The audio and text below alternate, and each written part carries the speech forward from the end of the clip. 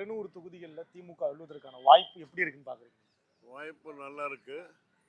DMK வர்றதுக்கு ஏன்னா அவங்க இந்த முறை செஞ்ச செயல் திரும்ப கண்டிப்பா அவங்களுக்கு தான் ஓட்டு போடுவாங்க ஜனங்க. அவங்க சொன்னதும் செஞ்சிருக்கிறாங்க, சொல்லாதையும் செஞ்சிருக்கிறாங்க. அதெல்லாம் சொல்லுவானுங்க, செய்ய மாட்டாங்க. இவங்க சொல்லாதையும் செஞ்சுக்கிறாங்க. புதுசா விஜய் வர களத்துக்கு வந்திருக்காரு. அதெல்லாம் வருவாங்க போவாங்க. அதெல்லாம் இது இல்ல. டிஎம்கே பழைய கட்சி, பாரம்பரிய கட்சி. இதுல சொல்றது செய்வாங்க. கலைஞர் செஞ்சாரு, அண்ணா செஞ்சாரு, இவரு செய்வாரு. எல்லாமே நல்லா செய்வாங்க. இந்த முறை போட்டி கடுமையா இருக்கும்ன்றாங்க. இல்ல, நல்லா இருக்கும். மும்முனை போட்டி இருக்கிறதுனால நல்லா இருக்கும். எப்படி மும்முனை? சீமானம் இருக்காரு. சீமானம் இருக்கிறாரு. சீமானத்து மாமூலா அவர் 10% 8% வாங்குறவர். அவர் வாங்குவார். அவர் ஓட் பேங்க் அவர் கண்டிப்பா அவர் 8% இருக்கும் தான். ஜெய்கெல்லாம் அவ்வளவு இருக்காது. அதெல்லாம் சும்மா வாலிப பசங்க சொல்றாங்க, எல்லாமே பண்றாங்க. அவ்வளவு இருக்காது.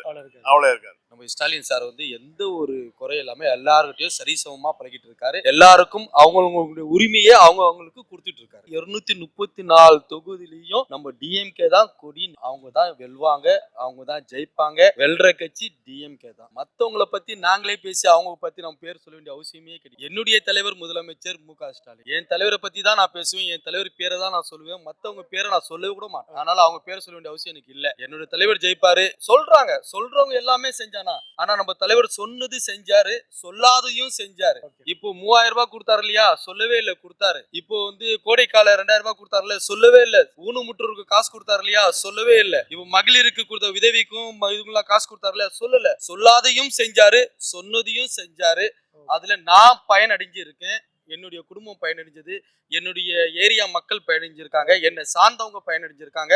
இதை நான் உறுதியா சொல்லுவேன். 234 தொகுதியிலையும் கொடி நாட்ட போறது நம்மளோட முதலமைச்சர். தலைவருடைய பங்களிப்பு எப்படி இருந்துச்சுன்னா, மிக கடுமையான உழைப்பு. என்னன்னா, அந்த கொரோனா காலத்துல அவங்க ஆட்சிக்கு வந்தாங்க. அந்த கொரோனா ஜமாளிச்சாங்க. அதுக்கடுத்து வந்தீங்கன்னா, மக்கள் எதிர்பார்த்த திட்டங்கள், நம்ம கொடுத்த திட்டங்கள் திட்டங்கள் செயல்படுத்துறதுக்குள்ள மூலக்கூறுகள், அதுக்கான பணவீக்கம் இதெல்லாம் கொண்டுட்டு வந்தாங்க. அதே மாதிரி கல்வி மேம்பாடு. இப்ப கல்வி மேம்பாடுகளுக்கு பேராசிரியருடைய கட்டடங்கள் கட்டப்பட்டு, பல்வேறு கல்வி நிலையங்கள்ல கட்டடங்கள் கட்டப்பட்டு கல்வி நிலையங்கள் உயர்த்தப்பட்டது. இந்த மாதிரி கல்லூரி கொண்டுட்டு வந்திருக்காங்க. மக்களுடைய சூழ்நிலை ஆய்ந்து அதுக்கான பாலிசியை மேக் பண்ணி சட்டமன்றம் மிக சிறப்பாக இருந்தது. உங்களுக்கு பெண்கள் இப்ப நாம தொகுதிக்குள்ள போறோம். அப்ப முதல்ல நாங்களே வேலை பார்த்துருக்கோம். வேலை பார்க்குறப்ப அவங்க என்னன்னா, நாங்களா இது செய்யறோம் அதை செய்யறோம்னு நாங்க சொல்லுவோம். ஆனா இப்போ அவங்களே இல்ல உங்களுடன் ஸ்டாலின் திட்டமா அந்த மாதிரி திட்டங்கள் பேரை சொல்ற அளவுக்கு பெண்கள் வந்துட்டு இருக்காங்க. அந்த பெண்கள் பாத்தீங்கன்னா மறுமலர்ச்சியோட இருக்கிறாங்க. அதனால கண்டிப்பா 200 தொகுதிகள் வெற்றி பெற்றே ஆகும். அத மாதிரிதான் தொகுதி நிலவரம். விஜய் சொல்றாங்க. விஜய்க்கு இங்க மீடியாவில் இதுலதான் பேச்சு இருக்கு. ஒரு 5% வாக்கு வாங்குறது பெரிய ரிஸ்க் தான். கண்டிப்பா ரிஸ்க். எங்களை பொறுத்தவரை 234 தொகுதியுமே வெல்வதற்கான வாய்ப்பு தான் இருக்குது.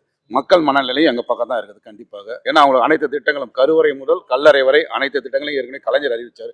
அதுல இல்லாத அனைத்து திட்டங்களையும் சொல்லியும் செய்கிறார், சொல்லாமலும் செய்கிறார். மகளிருக்கு இலவச பேருந்து, அப்புறமா பாத்தீங்கன்னா இப்போ 3000 ரூபாய் கொடுத்தது மாதந்தோறும், அப்புறமா ஓய்வூதிய பென்ஷன் திட்டம் கொடுத்தது. இந்த மாதிரி அரசாங்க ஊழியர்ல இருந்து அன்றாடம் காட்சி வரைக்கும் எல்லா திட்டத்தையும் அற்புதமாக நிறைவேற்றி கொடுக்கிறார் இன்றைய முதல்வர். விடியல் பேருந்துலாம் பயனுள்ளதா இருக்கு. கண்டிப்பாக தாய்மார்கள் அனைவருக்குமே ஒரு நல்ல ஒரு திட்டம் தான்.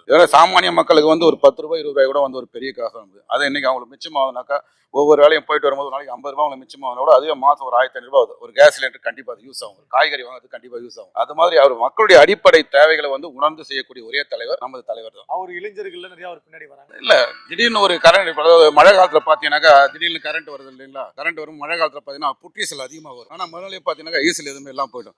அது போல ஈசல்கள் கூட்டம் அதை நம்ம பெருமையா சொல்லிக்க கூடாது. அவங்களுக்கு உண்டான கட்சி அவங்க தேர்ந்தெடுத்து போறாங்க. ஆனா உண்மையான பாதை, ஜனநாயக பாதை, மக்களுக்கு தேவையானதை செய்யும் பாதையை தேர்ந்தெடுக்க வேண்டும் என்று எங்களுடைய பணிவான வேண்டும். கண்டிப்பா திமுக வாக்கு வங்கி அதிகமாக தான் இருக்கும். எந்த விதத்துல பாதிக்கின்றீங்க? பாதிக்கிறதுக்கு எந்த விதமான அறிகுறியும் இல்லை, அதுக்கான நெறிமுறையும் இல்லை. எல்லாருக்கும் எல்லாமே கொடுத்துருக்காரு. லேப்டாப் கொடுத்துருக்காங்க, சைக்கிள் கொடுத்துருக்காங்க, படிக்கிற ஸ்டூடெண்ட்டுக்கு, வயசானவங்களுக்கு ஓய்வூதியம் கொடுத்துருக்காங்க, காலை உணவு திட்டம் கொடுத்துருக்காரு, ஸ்கூல்ல எடுத்து எல்லா திட்டமும் கொடுத்துருக்கும் போது நீங்க படிக்க மட்டும் தான் உங்களுக்கு தேவை. அந்த படிப்பை ஒழுங்கா படிச்சிருந்தா கண்டிப்பா எல்லாருமே அண்ணன் பக்கம் தான் நிற்பாங்க. எங்களுடைய முதல்வர் பக்கம் கண்டிப்பா எல்லாரும் வருவாங்க. வெற்றி வாய்ப்பு 34 தொகுதியும் கண்டிப்பாக உதயசூரியன், அதன் கூட்டணி கட்சிகளும் கண்டிப்பாக பிரகாசமாக வரும்.